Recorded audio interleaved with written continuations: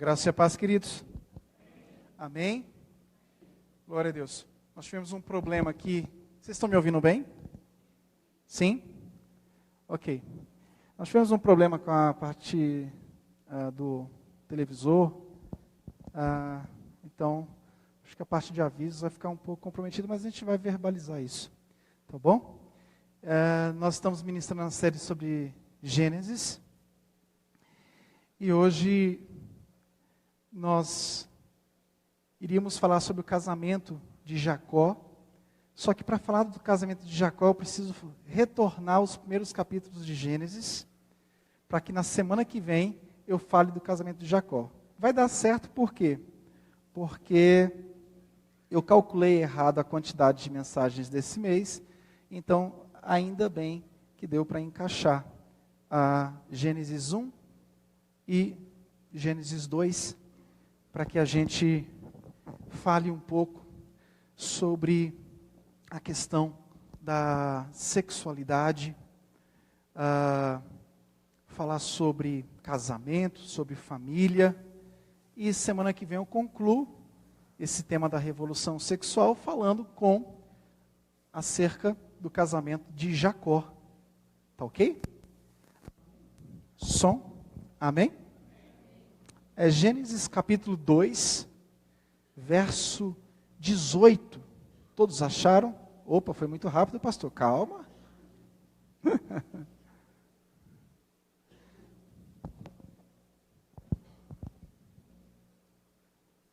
Gênesis 2, 18.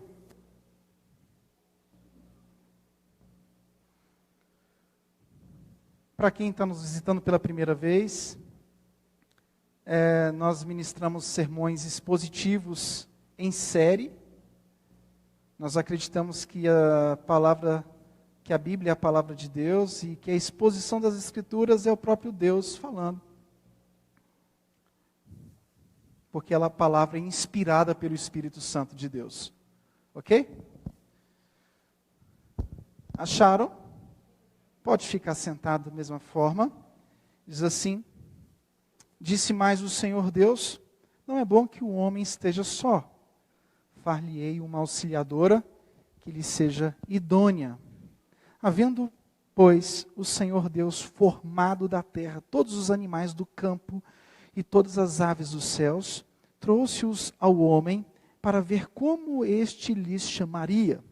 E o nome que o homem desse a todos os seres viventes, esse seria o nome deles. Deu nome o homem a todos os animais domésticos, às aves dos céus e a todos os animais selváticos. Para o homem, todavia, não se achava uma auxiliadora que lhe fosse idônea. Então o Senhor Deus fez cair pesado sono sobre o homem, e este adormeceu. Tomou uma das suas costelas e fechou o lugar com carne.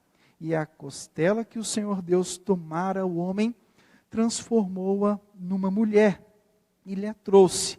E disse o homem: esta, afinal, é osso dos meus ossos, e carne da minha carne. Chamar-se-á varoa, porquanto do varão foi tomada. Por isso deixa o homem pai e mãe, e se une à sua mulher, tornando-se os dois uma só carne. Ora,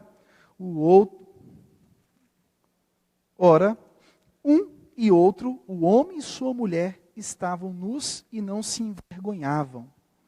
Que o Espírito Santo fale através da palavra ao seu coração, no nome de Jesus.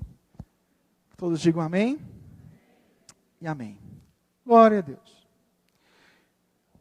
Tem um senhor chamado Tolkien,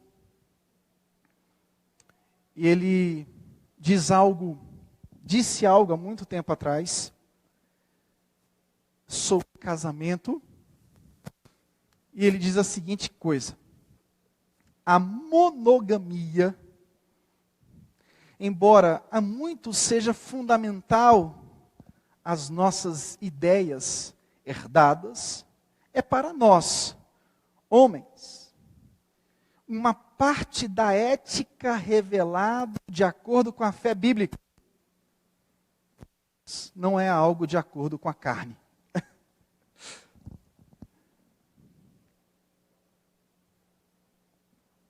A década de 60 para cá, nós estamos vivendo o fruto da revolução sexual.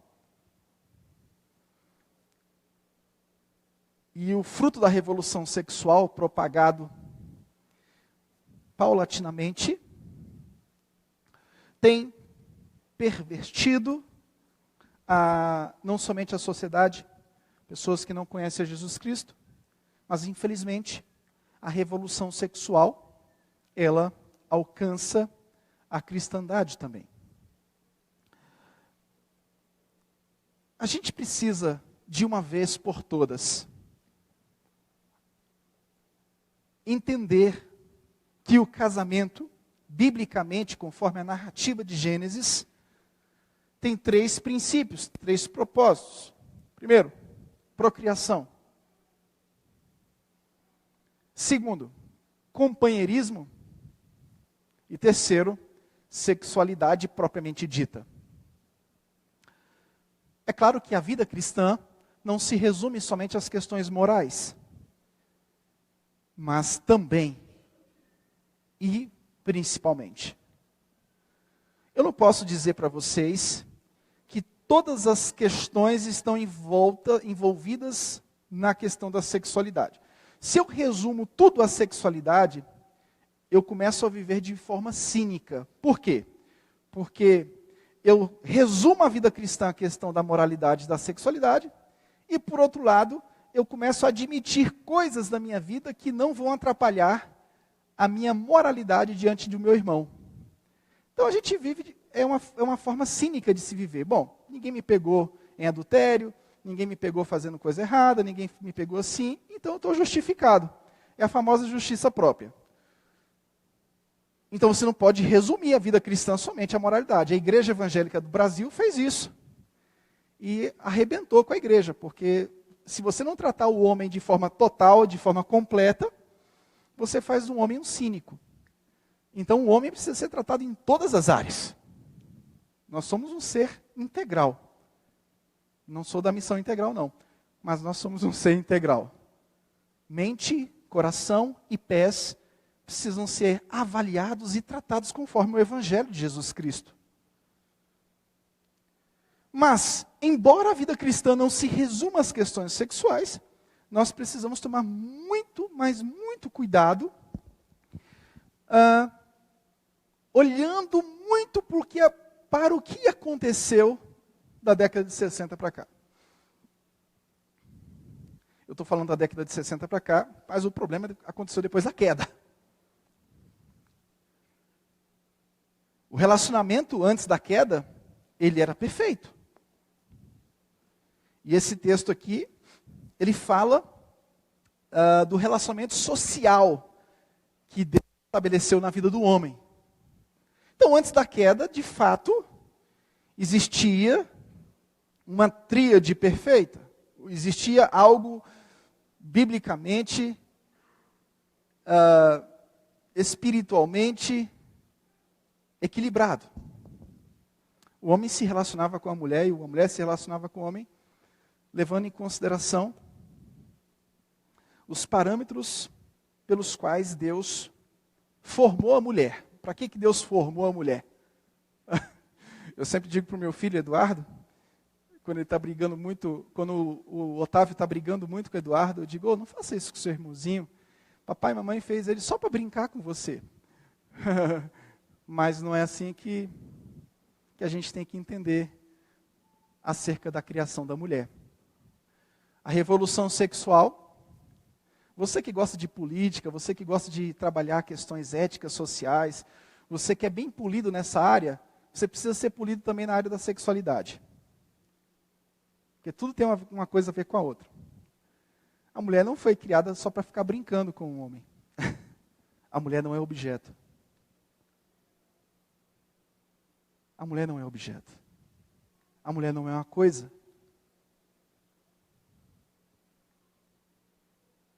A mulher não é uma coisa. Capítulo 1, versículo 26 ou 27, o texto fala da sexualidade do casal, como homem e mulher. Capítulo 2, versículo 18 ao 25, o texto fala do relacionamento social como marido e esposa. Nós fomos criados à imagem do Deus Trino, e o texto, no versículo 18, diz, olha, não é bom que esse homem fique só. Assim como nós temos a figura da Trindade, nós temos a figura do homem que não poderia andar só, viver só. Bom, o texto. Primeiro passo, o texto diz não é bom. Algo não estava certo na humanidade. A vida solitária realmente não seria legal para o homem. O texto continua dizendo que Deus colocaria uma auxiliadora para ele. Versículo 18. E auxiliadora não significa ser inferior. Quando a gente analisa o texto, as questões exegéticas do texto, nos ensinam que auxiliadora não significa ser subjugada, ser inferiorizada. O feminismo parte desse pressuposto. Ele parte do pressuposto histórico de que a mulher foi inferiorizada e realmente em muitas situações ela foi inferiorizada. Então chegou a vez delas. Então, a igreja também ela tem que tomar muito cuidado para usar a Bíblia de forma correta, para que não suscite os resquícios do feminismo e também não fique aflorado o machismo no nosso meio. Porque o machismo é tão perigoso quanto o feminismo.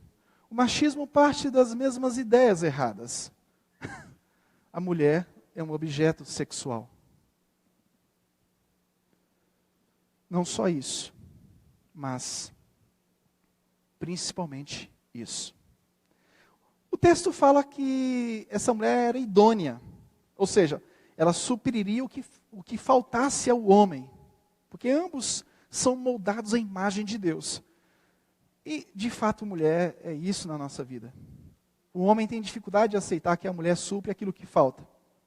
Eu tenho muita dificuldade de aceitar isso, e eu acho que todos os homens têm. Principalmente quando a mulher vem e exorta o cara.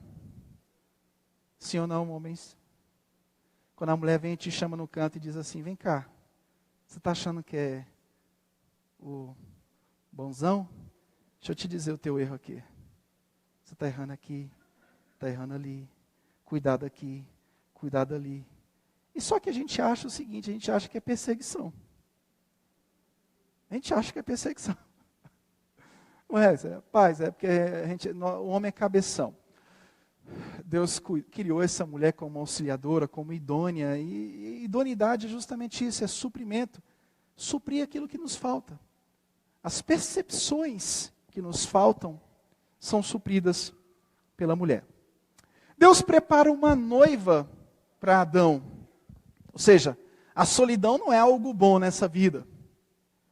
E com certeza a noiva para Adão seria um estímulo à liderança dele. O texto fala aqui que ele iria liderar os animais, dando nomes. Enfim, a liderança da criação estava na figura de Adão. E a mulher seria, para a vida dele, uma forma de Deus treiná-lo para essa liderança. E isso é uma verdade. Isso é uma verdade. Se a gente consegue manter o casamento de fato, o resto é fichinha. Sim ou não? A gente já descobriu que salvação quem mantém é Deus mesmo, né? Quem nos mantém salvo é Deus. A gente vai chegar no céu e a gente vai cantar aquele cântico. Foi graça, foi graça. Foi graça que me trouxe aqui. Não tínhamos mérito nenhum para chegar nem na porta do céu. A primeira mulher provém do homem, ou seja, da costela dele. Versículo 21. Isso nos ensina que o homem tem uma prioridade na questão da sociedade. Eu continuo insistindo que a sociedade precisa ser patriarcal, porque meu entendimento é bíblico. E a Bíblia fala de criação, queda e redenção. E na criação, a Bíblia fala que Deus criou o homem, e isso está lá no texto de Gálatas. Na exposição de Gálatas que a gente já fez, fala sobre isso. Primeiro Deus criou o homem, depois Deus criou a mulher. Mas isso não é para que a mulher seja subjugada. Repito, a primazia da criação não faz com que a mulher seja a escória.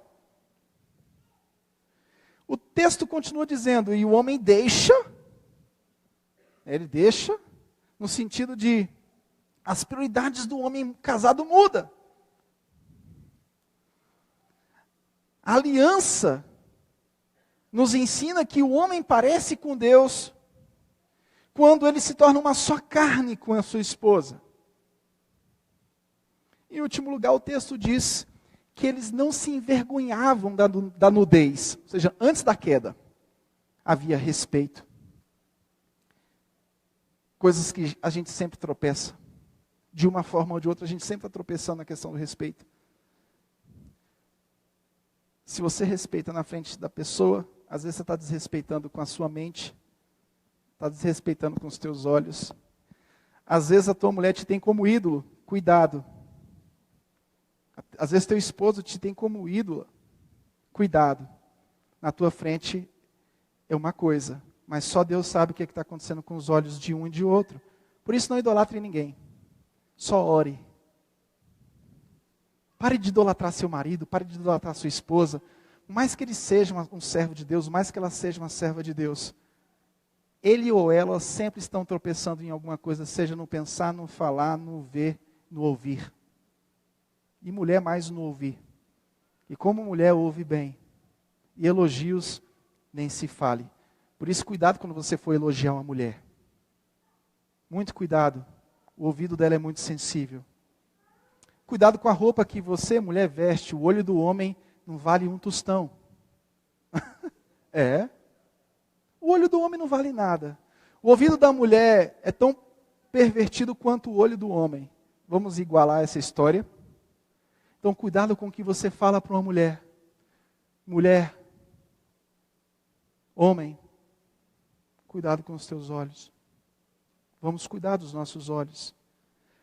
Então, eles não se envergonhavam da nudez, porque isso pressupõe que havia sinceridade, havia confiança. Agora, com a queda, com a perda da inocência, eles sentiram vergonha e tentação. E tiveram que usar roupas diante dessa nova realidade que se chama desobediência. Bom, eu queria destacar aqui 3 pontos. 3 questões fundamentais para a gente entender o casamento à luz de Gênesis. Primeiro ponto, capítulo 1, versículo 26 ao 27. A palavra de Deus diz o seguinte: também disse Deus: façamos um homem à nossa imagem, conforme a nossa semelhança. Tem ele domínio sobre os peixes do mar, sobre as aves do céu, sobre os animais domésticos, sobre toda a terra e sobre todos os répteis que se rastejam pela terra. Criou Deus, pois, o homem, sua imagem, a imagem de Deus o criou. Homem e mulher os criou. Enfim, em primeiro lugar, Deus não criou homem e mulher somente para sexualidade. Segundo, é nítido também, no capítulo 2, que Deus criou homem e mulher não somente para a procriação. 3, Deus criou homem e mulher também para o companheirismo.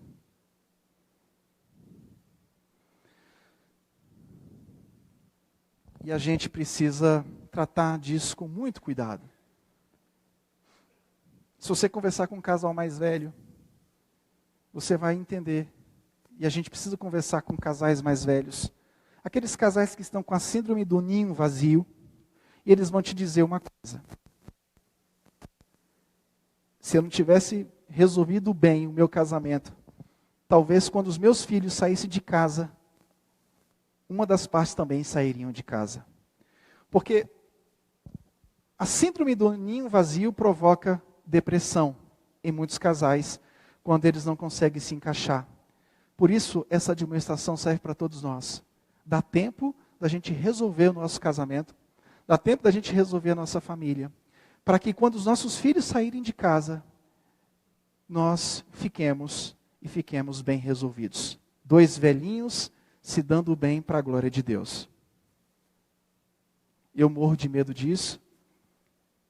E que o Espírito Santo de Deus traga o arrependimento ao meu, ao seu, ao nosso coração, para que a gente se resolva nessa área. Não se resolva só na frente das pessoas. Porque existe um cinismo. Tem casais que conseguem disfarçar muito bem. Tem casais que não conseguem disfarçar e tem casais que conseguem disfarçar muito bem os seus problemas. Os dois estão errados. Nós precisamos buscar resolver isso e tirar todo o cinismo da nossa vida. Deus criou o homem e mulher para o companheirismo. Sexo é importante, mas cuidado, porque se você resumir o casamento ao sexo, não vai ter mulher bonita e formosa, não vai ter homem bonito e formoso que sustente casamento. Você olha, às vezes, casais perfeitos, exteriormente falando. Vai na academia e você vai ver o que é isso. Eu nunca consegui fazer academia. O máximo que eu consigo é fazer a matrícula e mais 15 dias.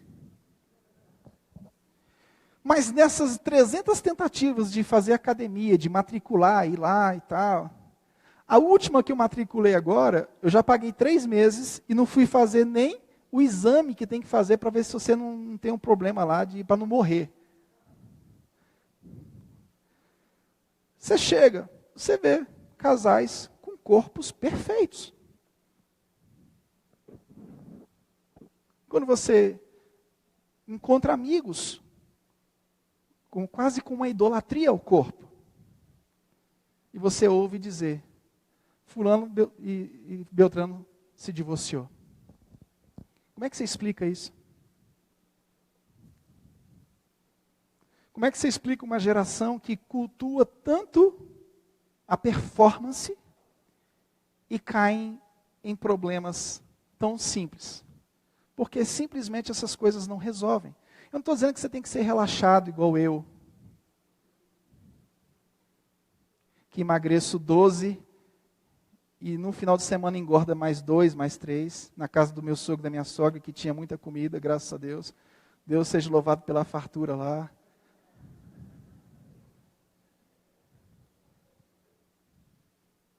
Mas existe um individualismo muito forte. O individualismo é muito forte na vida do casamento. No início, tudo você quer fazer junto. No início, você está extasiado. Mas com o passar do tempo, a individualidade começa a bater na sua vida.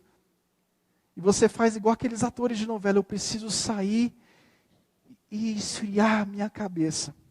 Mas não fica frio por muito tempo não, porque senão você vai gelar e vai chutar o pau da barraca.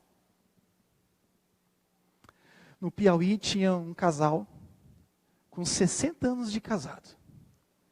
Estava eu, Felipe Pessoa e o Wilson. E esse casal, o senhor contando o testemunho do casamento e tal, eu achei aquilo tão lindo, né? Eu falei, conta mais. Pois é, pastor. Nós temos 60 anos de casamento. Eu digo, glória a Deus, aleluia. Conta aí, como é que está sendo essa história? Não é simples. Quando ela fica nervosa, eu pego o meu facão e vou para o meio do mato caçar. Depois de umas 2, 3 horas eu volto, ela está mais calma. E eu, quando estou nervoso, ela vai para a feira, fica umas 2, 3 horas na feira e volta e tudo se resolve. Mas de vez em quando, eu dou uma beliscadinha lá fora. Aí eu falei, Felipe, corta. Ele estava filmando.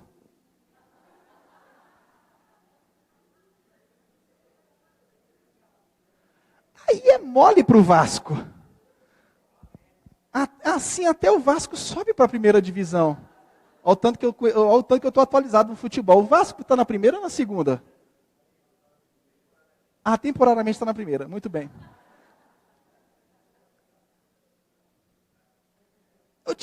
assim, de vez em quando dá uma beliscadinha lá fora. Vocês entenderam? A gente tem que tomar cuidado com o individualismo, com a autonomia. Aquela famosa frase que vocês já ouviram 200 vezes. Casar para ser feliz. Você casou para ser feliz, se lascou. Ou então aquela questão do ideal romântico. A mulher busca o ideal romântico. Me ouça aqui, mulheres. Me ouça aqui. Você casou com um brutamontes, um ogro. E às vezes você cobra tanto ele pelo ideal romântico. Homens, me escute aqui. Sexo não é gratificação, porque a sua mulher não é prostituta. Sua esposa não é prostituta. Sua esposa não é uma mulher que você encontrou lá não sei aonde, não. É a sua mulher, rapaz. Se você está insaciável, o Evangelho de Jesus Cristo pode te curar disso. A palavra de Deus pode transformar a sua vida nessa insaciabilidade sua. Você quer ter diversidade de experiências? Não casasse. Ah, pastor, que eu não sabia que era arroz e feijão. É porque não foi eu que fiz o teu curso de noivos.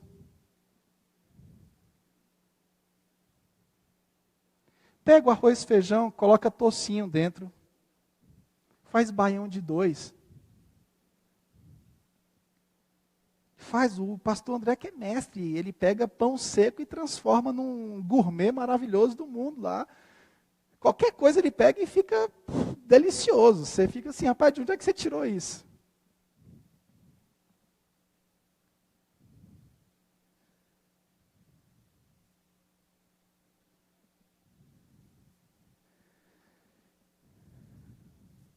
Eu queria extrair 2 implicações práticas. Primeira, o que Cristo tem a ver com essa história? A dádiva da noiva. Deus olhou e disse, não é bom que o homem esteja só. Vou fazer uma mulher idônea.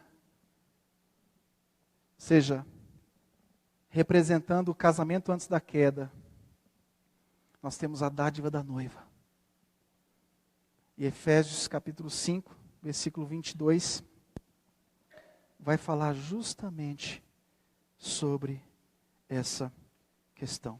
Capítulo 5, versículo 22, diz a palavra de Deus, as mulheres sejam submissas ao seu próprio marido, como ao Senhor.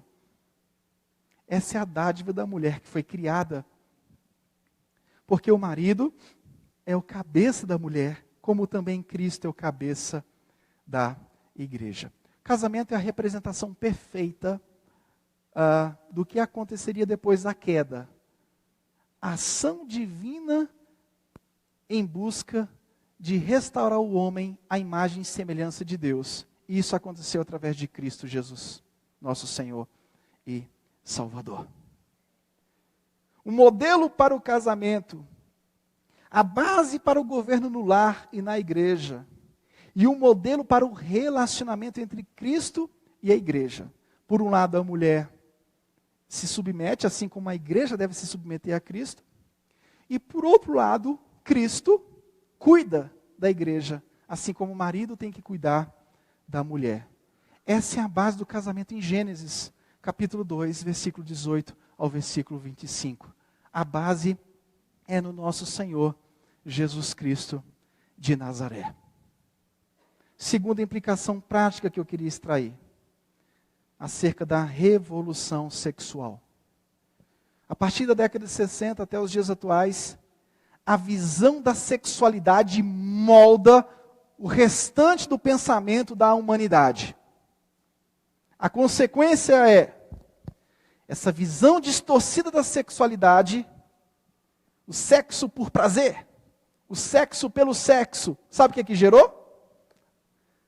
Você que fica aí levantando bandeira contra o aborto, levante também a bandeira contra o sexo sem o conceito bíblico. A visão distorcida da sexualidade da década de 60 para cá gerou aborto legalizado, gerou casamento gay, gerou pornografia como nunca existiu, expectativas dos homens em relação à mulher, que só é ligada ao corpo, ao sexo. O papel das mulheres foi invertido, surgindo assim um feminismo exacerbado. O planejamento da gravidez. Parece que você tem que ganhar 20 mil reais, passar no concurso público do Senado Federal para ter o primeiro filho. Cara, onde é que a nossa sociedade vai parar com esse planejamento estúpido? É claro que a gente não vai sair igual louco, fazendo 10, 20, 30 filhos. Num sistema econômico falido como é o nosso. Só que existe uma burguesia que quer terminar todos os cursos, terminar o doutorado, eu faço o primeiro filho. Quando eu chegar no cargo máximo na minha empresa, eu começo a procriar. Isso tudo é fruto de uma visão sexual distorcida. A sexualidade distorcida mexeu na autoridade da família. Mulher não aceita mais a autoridade do marido. Se tiver mulheres aqui que não querem aceitar a autoridade do marido, cuidado, que você está a um passo do lesbianismo. Eu estou lendo muito sobre isso. O depoimento de muitas mulheres lésbicas parte do pressuposto feminista da rejeição, primeiro, de Deus, segundo, da Bíblia. Dizem que Paulo é machista. É. E terceiro, sexualidade invertida completamente. Homem não presta para nada. Uma vez eu ouvi uma senhora falando, o homem não presta para nada, eu repreendi na hora. Opa, opa, opa, opa, opa. Presta sim, irmã. Presta sim. Tem muitos homens de Deus, assim como tem muitas mulheres de Deus. Não são perfeitos, são sujeitos às falhas.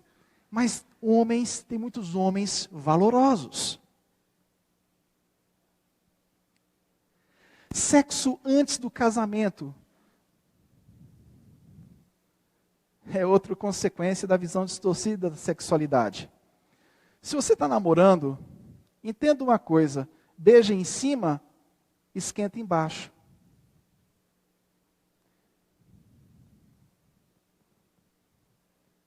Beija em cima, esquenta embaixo. Então o que você vai fazer? Se cuida para você não praticar antes do casamento. Porque se a igreja abrir a porteira do sexo antes do casamento, acabou. Acabou. Ou você acha que pedofilia nasce da noite para o dia? Pedofilia não nasce da noite para o dia. Pedofilia é uma consequência de vários atos da sexualidade que não foram freados e acabou na pedofilia.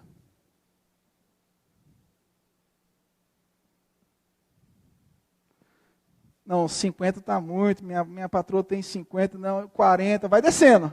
30, 20, daqui a pouco está na de 10, daqui a pouco está numa criança de 5 anos de idade. Sexualidade não tem freio para ela. Estupro. Você acha que o estuprador, ele nasce estuprador? Não. Na época, quando eu entrei no direito, exatamente há 20 anos atrás, olha, estou cheio de moral, hein? Há 20 anos atrás. Quando eu entrei no direito, eu fiz estágio, estágio na Papuda. E eu fiz um cadastramento da galera da barra pesada do estupro, fiz um questionário para um trabalho que eu tinha que fazer em faculdade. É assustador. O estuprador, ele não nasce estuprador. A sexualidade, um abismo vai chamando outro abismo. Daqui a pouco, ele está praticando coisas que ele mesmo duvida. A revolução sexual trouxe liberdade sexual. Você que...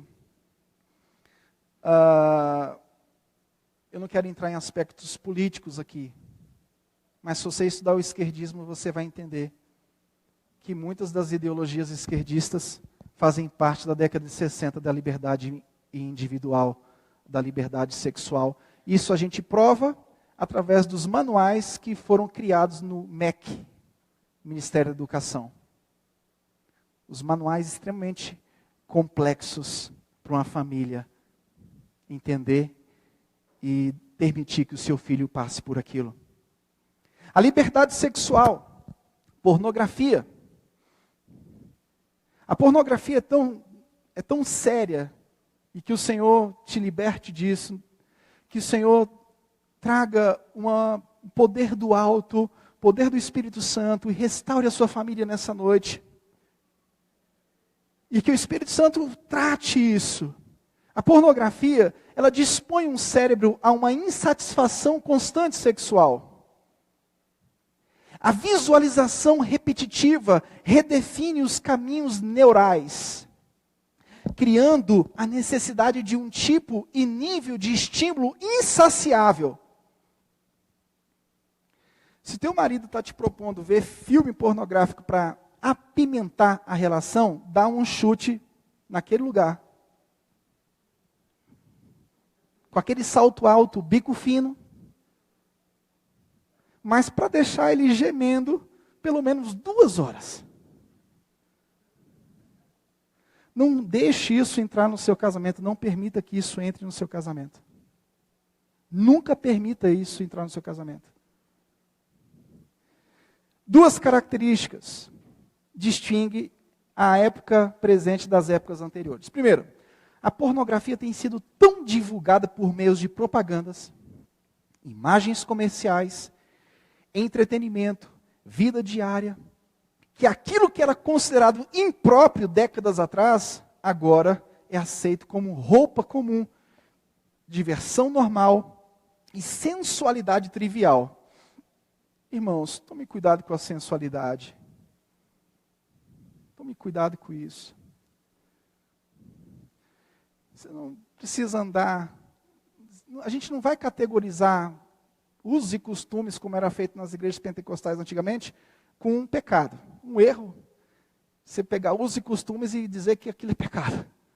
Agora, o limite é o que Gálatas nos ensina. A exposição de Gálatas nos ensina algo fenomenal. Primeiro, liberdade cristã. Segundo, o freio à libertinagem. Libertinagem, em alguns assuntos, não podem existir. Em outros assuntos, precisam ser tratados com cautela. Sem exagero. Então você precisa tratar a sua liberdade cristã sem cair na libertinagem. Então cuidado. Está se sentindo muito bonito, muito bela? Saiba que alguém está te desejando e muito. Tem roupas que não dá. Ah, pastor, eu vou perguntar ao Espírito Santo de Deus para ver qual é a roupa. Pergunta o Espírito Santo não, que ele não tem nenhum interesse em responder isso.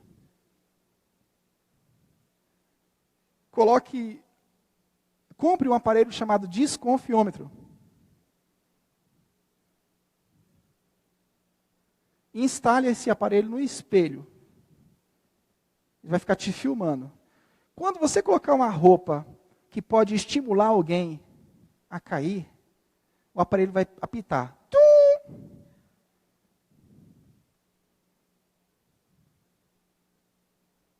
Com isso, eu não estou dizendo que as mulheres são as culpadas por toda a perversidade dos homens. Porque a sensualidade também faz parte da vida dos homens. Segundo, o erotismo explícito, imagens com simbolismos, é algo que está espalhado. Você chega num posto de gasolina, antigamente você chegava no posto de gasolina, tinha um bando de cabra feio da peste, sim ou não? Abastecendo o carro? Quem é que abastece carro aqui há muito tempo? Você chegava no posto de gasolina, eram uns cabra feios dos infernos, abastecendo o carro. Aí os donos de posto de gasolina descobriram alguma coisa. Rapaz, vamos colocar um bocado de mulher bonita, com a roupa daquele jeito. O cara de longe, ele fala assim, opa, vou abastecer. Mas o carro está com quase o tanque cheio. O cara para abastecer, o cara vai num posto de conveniência. Numa loja de conveniência, não tem aqueles animal feio não, aqueles cabra bruto não. Eles vão colocar as mulheres. O mundo está envolvido no contexto. Agora, em todos os ambientes isso. Você, vou evitar no trabalho. Tem como você evitar no trabalho isso? Tem não. Agora, se pessoas que possam te ouvir para que mude esse tipo de comportamento, tudo bem. A pornografia representa um dos mais insidiosos ataques contra a santidade do casamento e da beleza do sexo.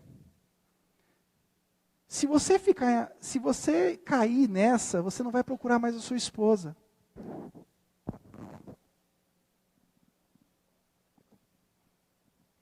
Me diga, você vai encontrar um padrão na sua esposa que você está encontrando em tudo? Não vai. Por mais que ela seja bonita, por mais que ela tenha um corpo legal, você não vai encontrar um padrão conforme você vai encontrar disponível nas redes, disponível na vida. Aí o que acontece? O marido deixa de até dar um beijinho no cangote da mulher.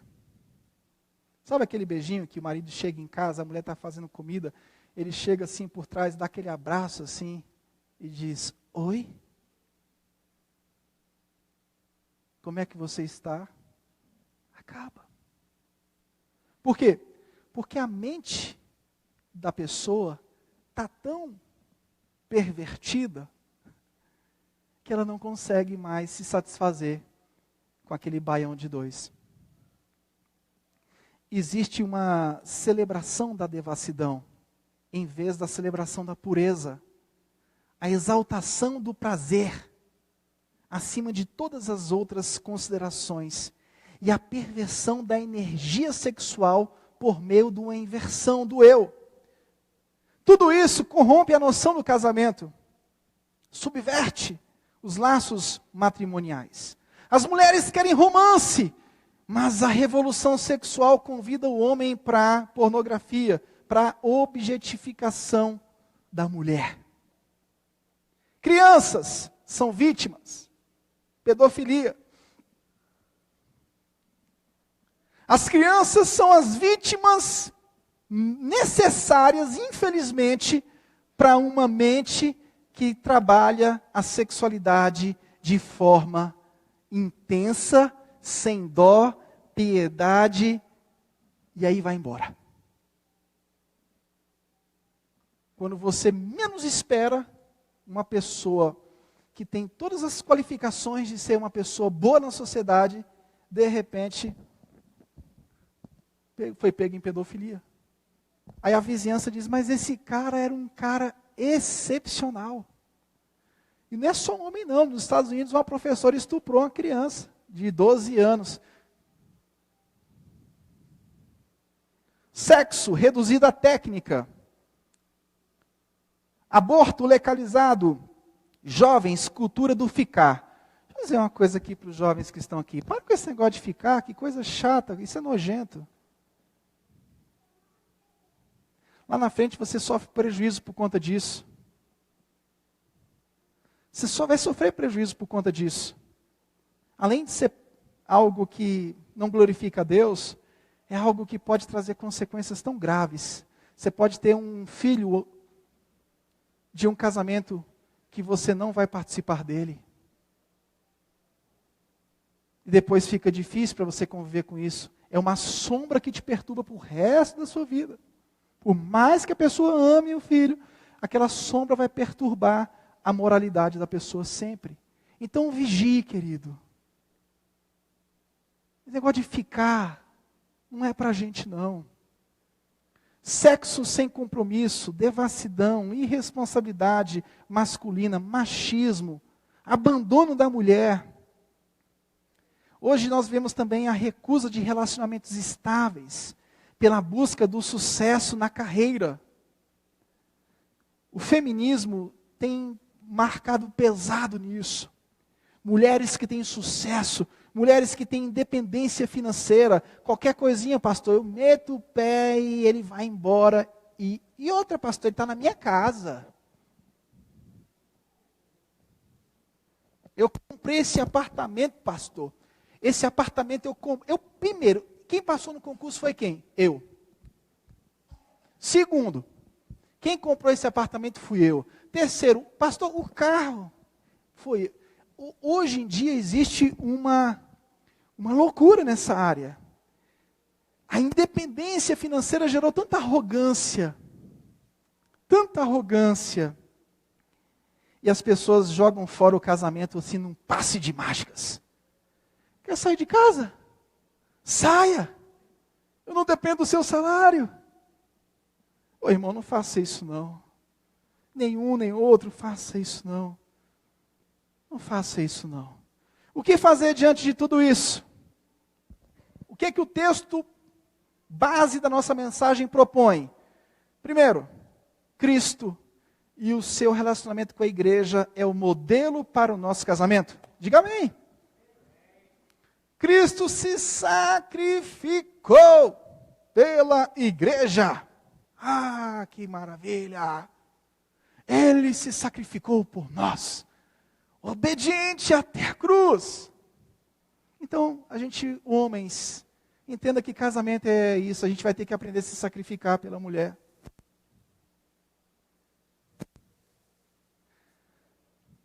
Ei, psiu, você que tem uma mentalidade de direita,